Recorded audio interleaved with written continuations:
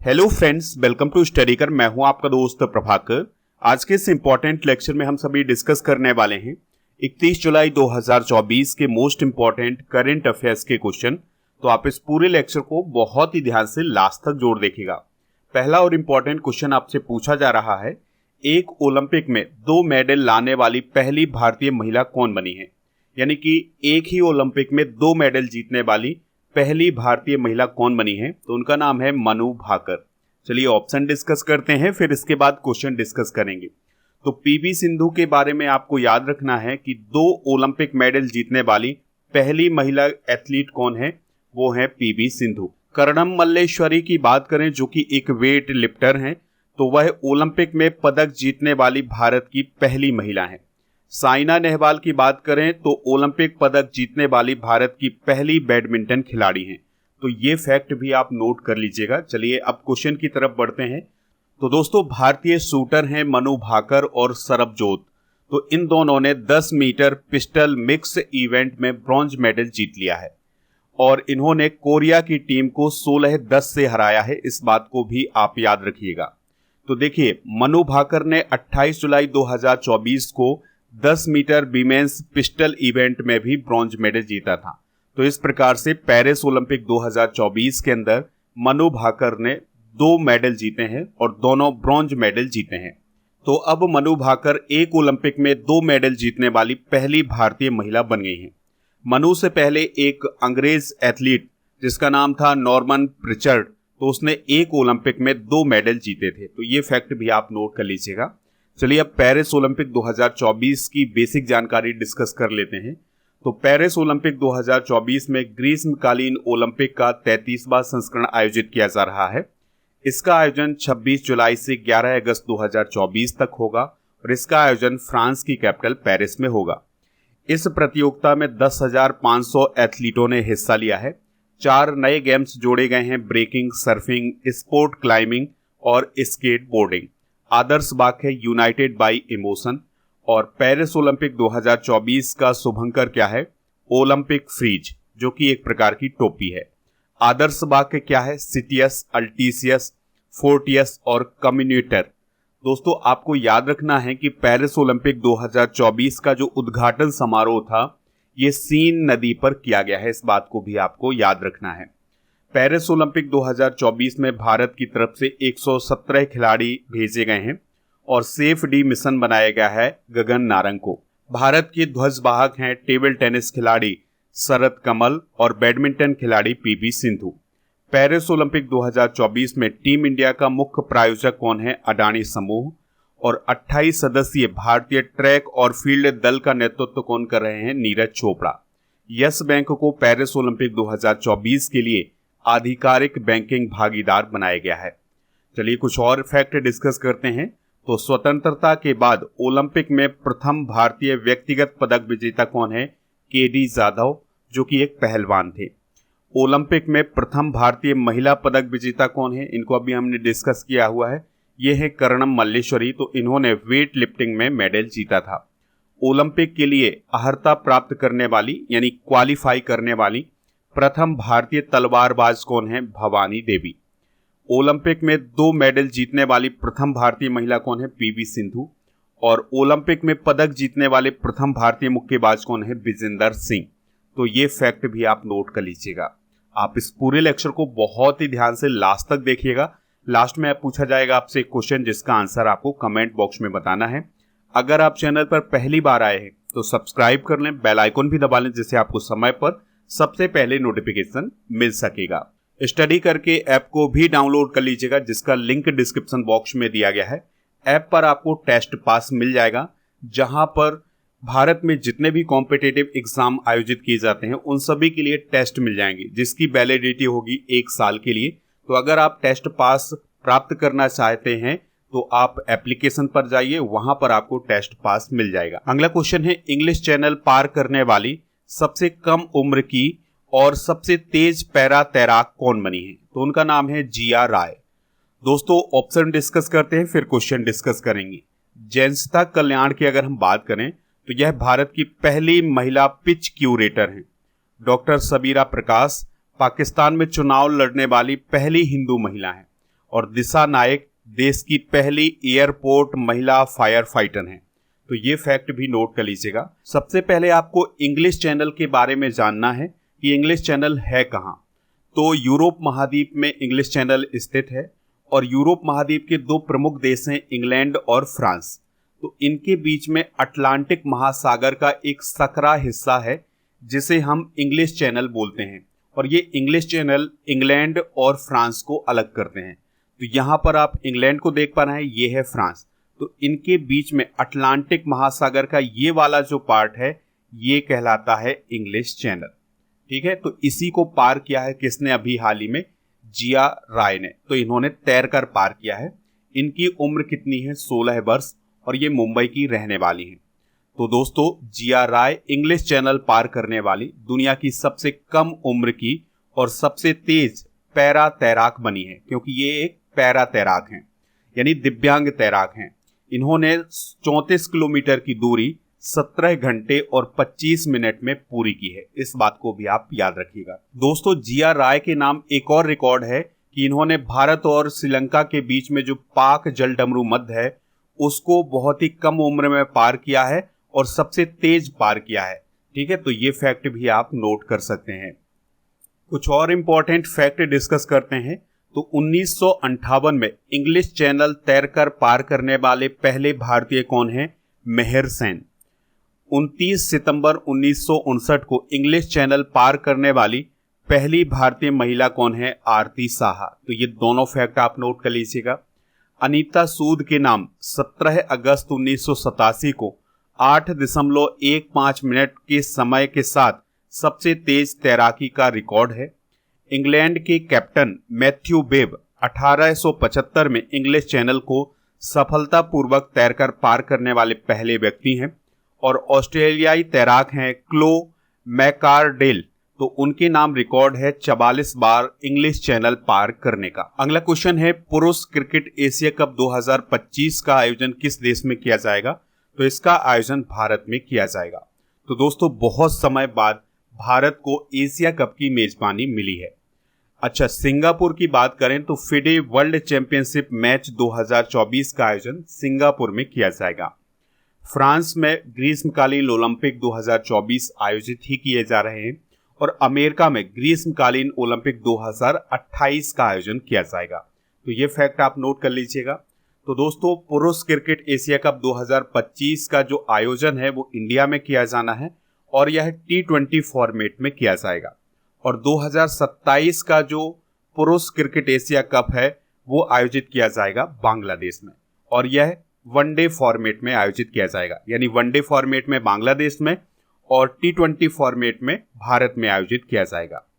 पुरुष cricket Asia cup का आयोजन हर 2 साल में किया जाता है और इसका आयोजन एशियाई क्रिकेट परिषद यानी ACC के द्वारा करवाया जाता है। भारत को मेंस एशिया कप के इतिहास में दूसरी बार मेजबानी मिली है। इससे पहले 1990 में भारत को एशिया कप की मेजबानी मिली थी। उसके बाद से कभी भी एशिया कप की मेजबानी नहीं मिली है और अब 2025 की मेजबानी मिल गई है। भारत ने अब तक 8 बार पुरुष क्रिकेट एशिया कप का खिताब अपने नाम किया है। श्रीलंका ने 6 बार और आपको याद रखना है कि पाकिस्तान ने 2 बार एशिया कप का खिताब अपने नाम किया है। अच्छा, अभी हाल ही में महिलाओं का भी एशिया कप आयोजित किया गया है क्रिकेट का। तो 2024 में किसने जीता है महिला क्रिकेट एशिया कप? तो ये जीता है श्रीलंका ने। किसको हरा करके जीता है? भारत को हरा करके जीता है। अच्छा, एशियाई क्रिकेट परिषद की अगर हम बात करें तो इसकी स्थापना 1983 में की गई थी। इसके मेंबर हैं 27 और हेडक्वार्टर है कोलंबो श्रीलंका में और इसके अध्यक्ष हैं जय शाह। 10वां ICC पुरुष T20 विश्व कप 2026 कहां आयोजित किया जाएगा? भारत और श्रीलंका में। 14वां ICC पुरुष वनडे विश्व कप 2027 का आयोजन कहां किया जाएगा? साउथ अफ्रीका, जिम्बाब्वे और नामीबिया में। भारत अगले साल यानी 2025 में गुवाहाटी में WWF विश्व जूनियर चैंपियनशिप 2025 की मेजबानी करेगा। ऑस्ट्रेलिया AFC महिला एशियाई कप 2026 की मेजबानी करेगा। भारत 2025 FIH हॉकी पुरुष जूनियर विश्व कप की मेजबानी करेगा। 2024 में 133वां डूरंड कप आयोजित किया जाना है। तो यह 4 शहरों में आयोजित किया जाएगा, कोलकाता, कोकराझार, जमशेदपुर और शिलोंग। आपको याद रखना है कि तेलंगाना फुटबॉल एसोसिएशन के द्वारा हैदराबाद में फीफा विश्व कप क्वालिफायर की मेजबानी की जाएगी। सऊदी अरब 2034 फीफा विश्व कप की मेजबानी करेगा। ऑस्ट्रेलिया का जो विक्टोरिया है उसने 2026 के कॉमनवेल्थ गेम्स की मेजबानी वापस कर दी है, यानी उससे वो पीछे हट गया है। नेक्स्ट क्वेश्चन है, निकोलस मादुरो किस देश के राष्ट्रपति बने हैं? तो वह वेनेजुएला देश के राष्ट्रपति बने हैं। अच्छा, स्लोवाकिया की बात करें तो पीटर पेलेग्रिनी यहाँ के प्रेसिडेंट बने हैं।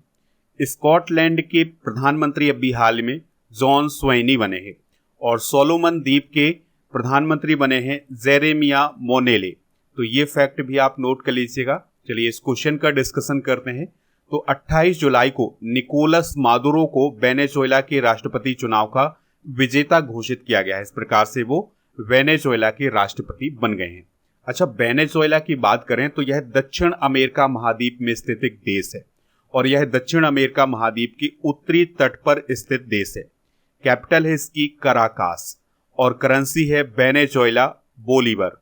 दोस्तों, दक्षिण अमेरिका की सबसे बड़ी झील जिसका नाम है माराकाइबो झील, ये वेनेजुएला देश में है। और वेनेजुएला पेट्रोलियम निर्यातक देशों का जो संगठन है जिसे ओपेक बोला जाता है, तो उसका भी मेंबर है। वेनेजुएला देश में दुनिया का सबसे ऊंचा जलप्रपात जिसका नाम है एंजल जलप्रपात, ये स्थित है।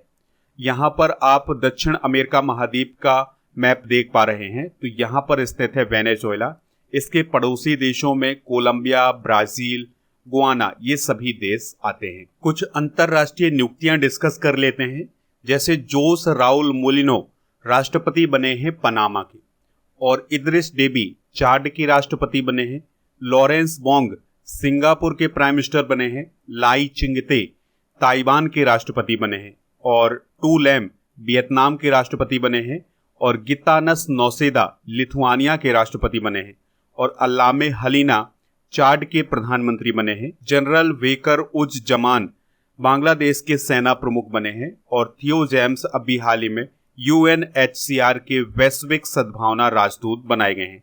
तो ये अंतरराष्ट्रीय नियुक्तियां हैं। नेक्स्ट क्वेश्चन है, भारतीय लघु उद्योग विकास बैंक यानी सिडबी के अध्यक्ष और प्रबंध निदेशक कौन बने हैं? तो अभी हाल ही में मनोज मित्तल को सिडबी का अध्यक्ष और प्रबंध निदेशक बनाया गया है।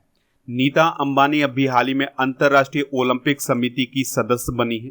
सील नागू पंजाब और हरियाणा हाईकोर्ट के मुख्य न्यायाधीश बने हैं और सिद्धार्थ मोहंती LIC के अध्यक्ष हैं। तो मनोज मित्तल ने भारतीय लघु उद्योग विकास बैंक यानी सिडबी के अध्यक्ष और प्रबंध निदेशक का कार्यभार संभाल लिया है। उन्होंने एस रमन का स्थान लिया है। बात करें सिडबी की तो इसका फुल फॉर्म होता है small industrial development bank of India. इसे भारतीय लघु उद्योग विकास बैंक के नाम से भी जाना जाता है। इसकी स्थापना 1990 में की गई थी। मुख्यालय इसका लखनऊ उत्तर प्रदेश में है और यह भारत की स्वतंत्र वित्तीय संस्था है जो सूक्ष्म, लघु एवं मध्यम उद्योगों की वृद्धि एवं विकास के लिए काम करती है। हाल ही में की गई कुछ महत्वपूर्ण नियुक्तियां डिस्कस कर लेते हैं। जैसे आयुष मंत्रालय के डायरेक्टर सुबोध कुमार बने हैं। वीजा के कंट्री मैनेजर सुजय रैना बने हैं। गुरुग्राम प्रशासन के ब्रांड एम्बेसडर यजवेंद्र चहल बने हैं। यूनिसेफ इंडिया की नेशनल एम्बेसडर करीना कपूर खान बनी हैं। GST अपीलीय न्यायाधिकरण के पहले प्रमुख संजय कुमार मिश्रा बने हैं। अच्छा, धनलक्ष्मी बैंक के MD कौन बने हैं? अजित कुमार के। सिट्रोइन इंडिया के ब्रांड एम्बेसडर MS धोनी। नौसेना के प्रमुख दिनेश कुमार त्रिपाठी और टाटा इलेक्ट्रॉनिक्स के चेयरमैन N चंद्रशेखरन बने हैं। अगला क्वेश्चन है, किस राज्य में लैंडस्लाइड होने से 119 से अधिक लोगों की मौत हो गई है? आंसर हो जाएगा केरल में। तो केरल में अभी हाल ही में लैंडस्लाइड हुआ है जिससे 119 से अधिक लोगों की मौत हो गई है। ये आंकड़ा और भी ज्यादा हो सकता है क्योंकि जब वीडियो रिकॉर्ड किया गया था तब आंकड़ा 119 बताया जा रहा था, तो उसी समय ये क्वेश्चन रखा गया था। ऑप्शन डिस्कस करते हैं। तो कर्नाटका की बात करें तो कर्नाटका के मांड्या और यादगिरी जिलों में लिथियम संसाधनों की खोज की गई है। उत्तराखंड की बात करें तो भारत की पहली एस्ट्रो टूरिज्म पहल का अनावरण उत्तराखंड में किया गया है। हिमाचल प्रदेश को 2024 में भारत के सबसे स्वागत योग्य क्षेत्र के रूप में चुना गया है। तो दोस्तों, केरल के वायनाड जिले में तेज बारिश हो रही है, जिसकी वजह से 4 अलग अलग जगहों पर भूस्खलन यानी लैंडस्लाइड हुआ है।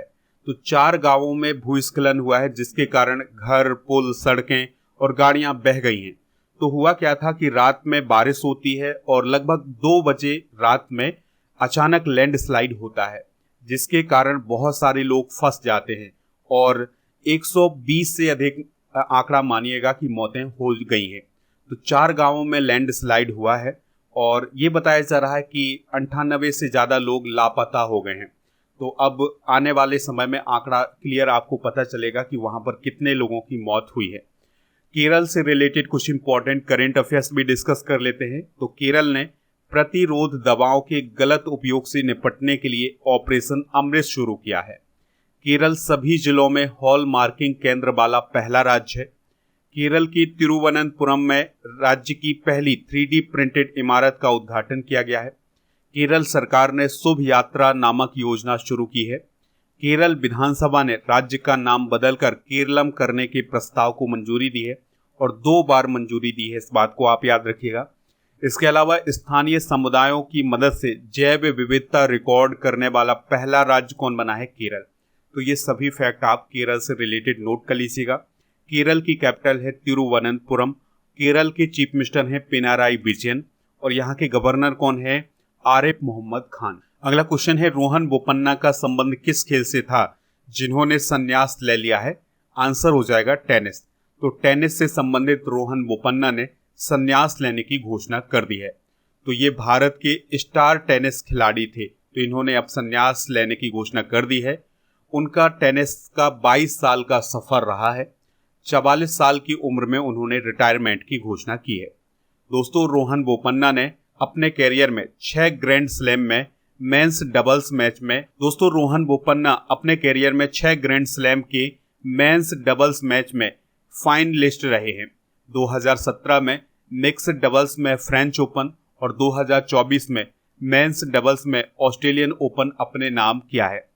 एशियन गेम्स 2023 में उन्होंने मिक्स्ड डबल्स में ऋतुजा भोसले के साथ मिलकर के गोल्ड मेडल जीता था और 43 साल की उम्र में दुनिया के नंबर 1 मेंस डबल्स खिलाड़ी बनने वाले सबसे उम्रदराज खिलाड़ी कौन है? रोहन बोपन्ना। स्पोर्ट्स से रिलेटेड करंट अफेयर्स डिस्कस कर लेते हैं। तो हरमनप्रीत कौर भारत की ओर से सबसे ज्यादा T20 रन बनाने वाली खिलाड़ी बनी है। सानिया मिर्जा, मैरी कॉम और टीवी होस्ट रणविजय सिन्हा को अभी हाल ही में प्ले स्पोर्ट्स का ब्रांड एम्बेसडर बनाया गया है। ऑस्कर पियास्त्री ने हंगरी ग्रैंड प्रिक्स में अपना पहला फार्मूला 1 खिताब जीता है।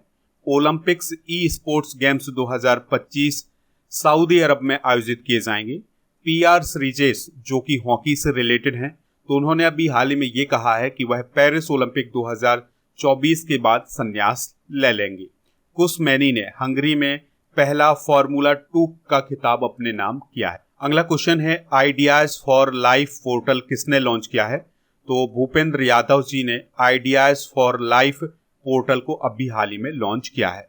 भूपेंद्र यादव कौन है? केंद्रीय पर्यावरण, वन और जलवायु परिवर्तन मंत्री। तो इन्होंने पर्यावरण के क्षेत्र में विचारों के आदान प्रदान के लिए ये पोर्टल लॉन्च किया है। दोस्तों, कुछ ऐप और पोर्टल डिस्कस कर लेते हैं। जैसे इस्पात आयात निगरानी प्रणाली 2.0 पोर्टल किसने लॉन्च किया है? इस्पात मंत्रालय ने। अब इस मंत्रालय की मंत्री बताइएगा कि कौन है?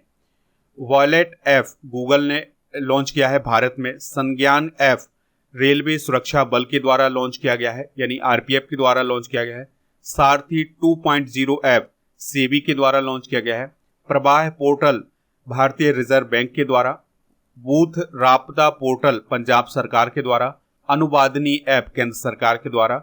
Money to India app ICICI bank के द्वारा और संभव ऐप इंडियन आर्मी के द्वारा लॉन्च किया गया है। चलिए बढ़ते हैं अगले क्वेश्चन की तरफ।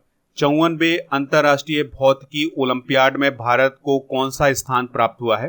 तो अभी हाल ही में इंटरनेशनल फिजिक्स ओलंपियाड का आयोजन ईरान देश में किया गया था और इसमें भारत को 4था स्थान हासिल हुआ है। तो दोस्तों, ईरान के इस्फहान में 54वें अंतर्राष्ट्रीय भौतिकी ओलंपियाड 2024 का आयोजन किया गया था, जिसमें भारत के जो प्रतिभागी थे उन्होंने 2 गोल्ड और 3 सिल्वर मेडल जीते हुए हैं।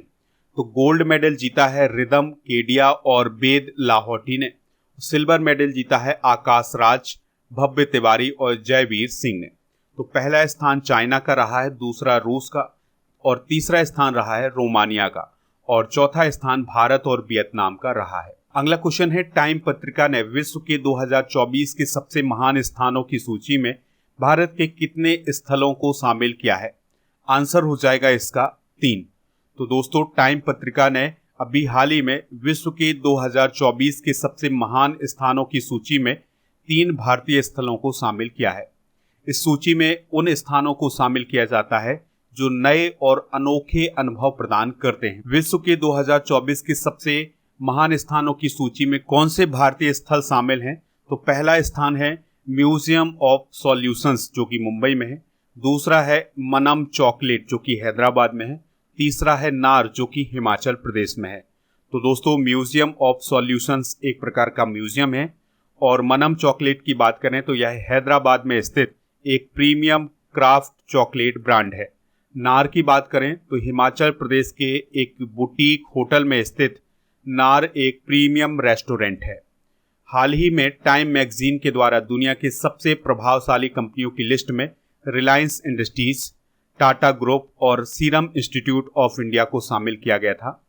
दोस्तों 2024 में टाइम मैगजीन ने दुनिया के 100 प्रभावशाली हस्तियों की लिस्ट में actor Alia Bhatt, wrestler Sakshi Malik, world bank के अध्यक्ष अजय बंगा, माइक्रोसॉफ्ट के सीईओ सत्य नाडेला और एक्टर डायरेक्टर देव पटेल को शामिल किया था। तो ये फैक्ट भी आप नोट कर लीजिएगा। तो दोस्तों ये थे आज के करंट अफेयर्स के क्वेश्चन। चलिए अब हम कल के करंट अफेयर्स के क्वेश्चन एक बार रिवाइज करते हैं, फिर जनरल नॉलेज के पिटारे को डिस्कस करेंगे। असम राइफल्स के नए डीजी कौन बने हैं? विकास लखेड़ा। उत्तर प्रदेश विधानसभा में विपक्ष के नेता कौन बने हैं? माता प्रसाद पांडे। क्वाड विदेश मंत्रियों की बैठक कहां आयोजित की गई है? टोक्यो जापान में। पिछले 5 वर्षों यानी 2019 से 2023 में भारत में कितने टाइगरों की मौत हुई है? 628 टाइगरों की। युद्धपोत आईएनएस तबर ने किस देश की नेवी डे परेड में हिस्सा लिया है? रूस। भारतीय अंतर्राष्ट्रीय फिल्म महोत्सव का डायरेक्टर किसे नियुक्त किया गया है? शेखर कपूर को। एशिया का पहला लो कार्बन जिंक किस कंपनी ने लॉन्च किया है? हिंदुस्तान जिंक लिमिटेड ने। गोएम विना मूल्य विज ए वजन योजना की शुरुआत किस राज्य में हुई है? गोवा में। भारत का पहला भूमिगत संग्रहालय किसके मकबरे में खोला जाएगा? हुमायूं। सोहेल एजाज खान को सऊदी अरब के अलावा किस देश में भारत का एम्बेसडर बनाया गया है? यमन में। दोस्तों आज के जनरल नॉलेज के पिटारे में हम डिस्कस करेंगे भारत के प्रथम पुरुष। जैसे पहले सीडीएस कौन थे भारत के? जनरल बिपिन रावत। और स्वतंत्र भारत के पहले गवर्नर कौन थे? Lord Mountbatten.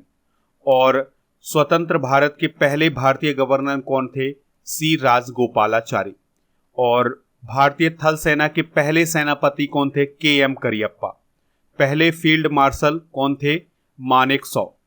पहले अंतरिक्ष यात्री कौन थे? राकेश शर्मा। पहले आईसीएस कौन थे? सत्येंद्र नाथ टैगोर। रेमन मैग्सेसे पुरस्कार प्राप्त करने वाले पहले व्यक्ति कौन है? आचार्य विनोबा भावे। दोस्तों कल के करंट अफेयर्स में आपसे पूछा गया था कि विनय कुमार को किस देश में भारत का एम्बेसडर बनाया गया है? आंसर हो जाएगा रसिया, यानी रूस में विनय कुमार भारत के एम्बेसडर बने। तो सभी लोगों ने इसका आंसर रूस बताया हुआ है। आज का क्वेश्चन है एशियाई क्रिकेट परिषद यानी एसीसी के अध्यक्ष कौन है? जो भी इसका राइट आंसर हो कमेंट बॉक्स में जरूर बताएं। इसके अलावा आप हमारा टेलीग्राम चैनल ज्वाइन कर लीजिएगा। टेलीग्राम को ज्वाइन करने के लिए आपको टेलीग्राम पर जाना है, स्टडी कर ऑफिशियल सर्च करना है तो चैनल मिल जाएगा, उससे ज्वाइन हो जाएंगे तो आपको पीडीएफ भी मिल जाएगा। ऐप को डाउनलोड करेंगे तो आपको monthly current affairs, yearly current affairs, 6 month के करंट अफेयर्स और जीके के ई बुक आपको वहां पर मिल जाएंगे। इसके अलावा ऐप पर डेली करंट अफेयर्स का टेस्ट भी होता है, तो ये टेस्ट भी आप डेली दे सकते हैं और अपनी तैयारी को परख सकते हैं। जून 2024 के मंथली करंट अफेयर्स की ई बुक आपको ऐप पर मिल जाएगी, तो इसको आप प्राप्त कर लीजिएगा। ईयरली करंट अफेयर्स की ई बुक भी ऐप पर मिल जाएगी, तो इन सभी को प्राप्त करने के लिए ऐप को जरूर डाउनलोड करें।